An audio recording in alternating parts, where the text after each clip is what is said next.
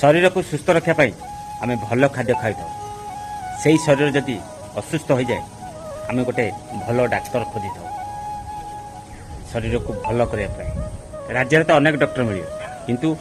लोक मैंने से डॉक्टर को खोजी था जो डॉक्टर मीठा मीठा कथा कही रोगी अधा रोग भल कर दियंती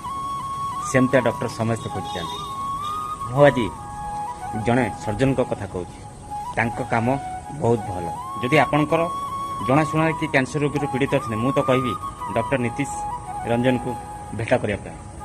बर्तमान डॉक्टर नीतीश आमर मणिपाल भुवनेश्वर मणिपाल हॉस्पिटल कार्यरत अच्छा नंबर तो मो पाखे नहीं जदि कांटेक्ट करने चाहूँ ताले गूगल भी सर्च करदे भावुँ सार कांटेक्ट नंबर आसीज जोगाजोग करी मु कहूँ काम कथबार्ता बहुत भल।